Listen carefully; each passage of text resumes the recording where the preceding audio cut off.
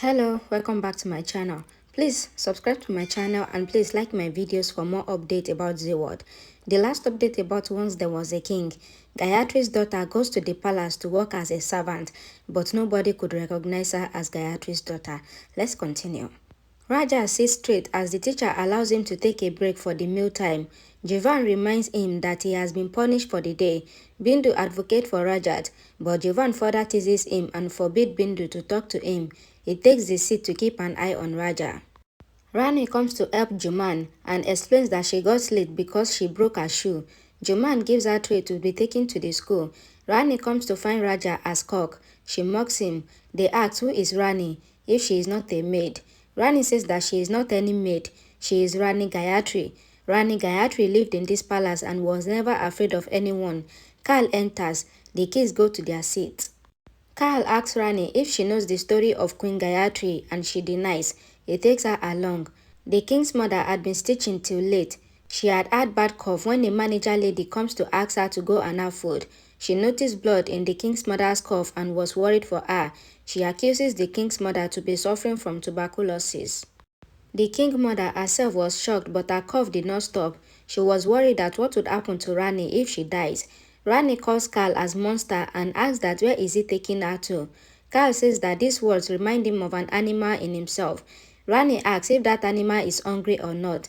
Carl takes her to the storeroom and lights the candle over Gayatri and the king's bloodstained photo.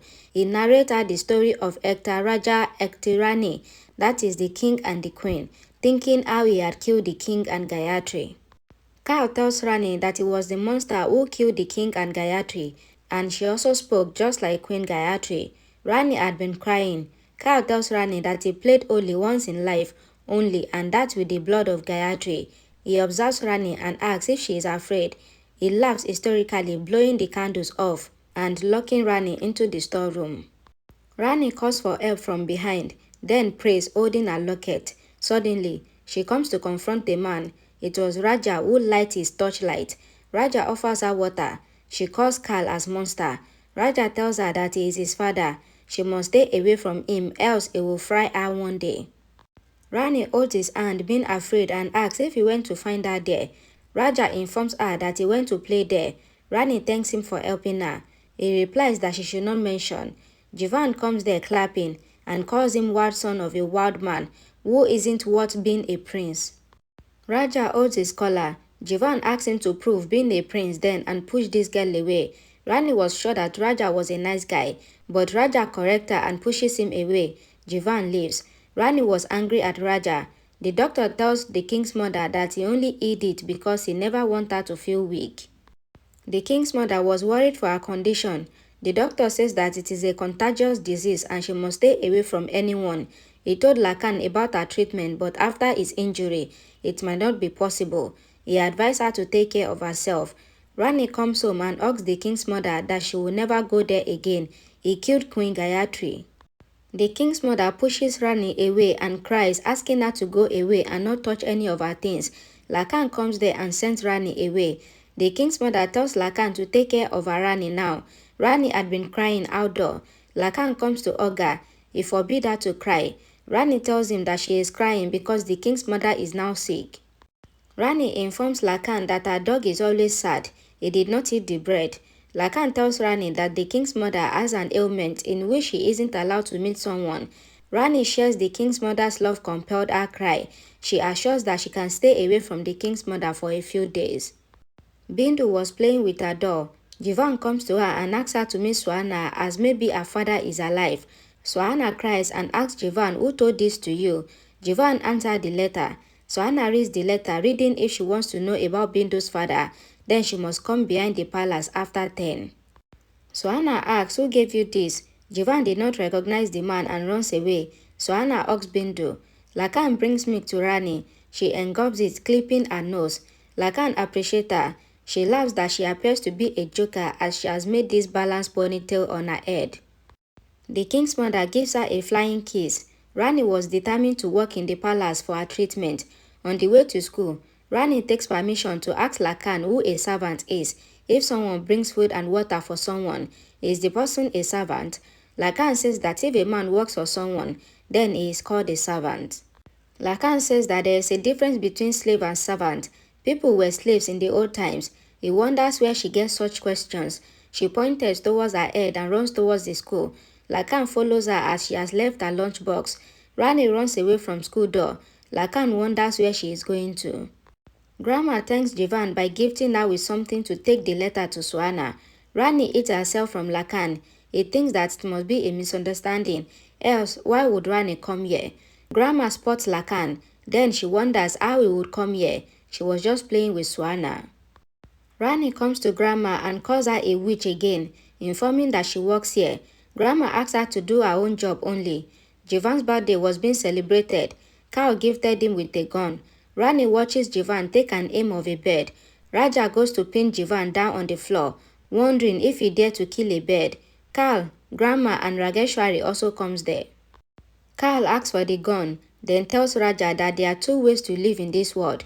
If he wants to leave his head raised, he has to cut the necks of others. He must become as Jivan is, and he will teach this to him. He holds the gun in Raja's hand, takes her name of the bird. Raja shut his eyes.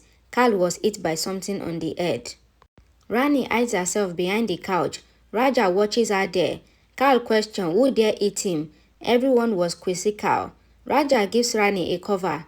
In the evening, Rani was cleaning the table. Raja comes there to thank her.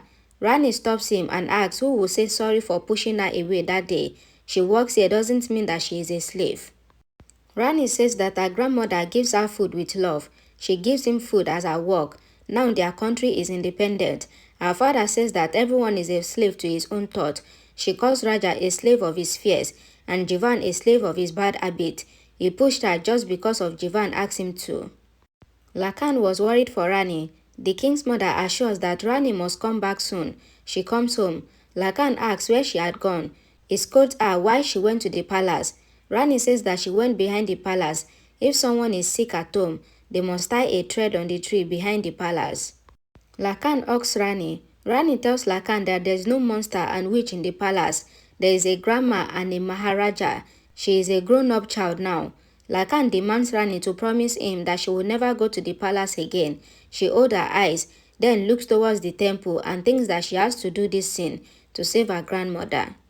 A servant brings to Grandma the register of the work of all the ladies working in Nari Nikitan. He says Grandma must take these decisions. Rageshwari takes the register instead and reminds the servant that Almako's queen is still alive. Grandma has grown old already. Grandma snatches the register and says that she is already burdened and she must leave this chores to her. Rageshwari comes to Carl, who was getting a massage. She complains that if she doesn't have any respect in front of outsiders, then people will mock her. She sits beside him and wants to be with him everywhere. Grandma doesn't take her anywhere. Carl asks what she wants. Rageshwari says that she wants to go to Nari Nikitan and she wants to be a part of the work there. Carl allows her and orders the servant to carry on his massage. Rani holds an apple from the table. Grandma eats her hand. Rani asks why she ate her, if she had to steal and she would have taken Eden. Grandma says that in the palace, one only gets salary. Rani says that she will get it at the end of the month, but she wants to have fruit right now. She tells Grandma that the country is now independent and anyone can have fruit. Another maid comes there and apologizes to Grandma, shutting Rani's mouth. Thank you for watching my videos. Please don't forget to like, please share and also subscribe to my channel for more updates. Thank you.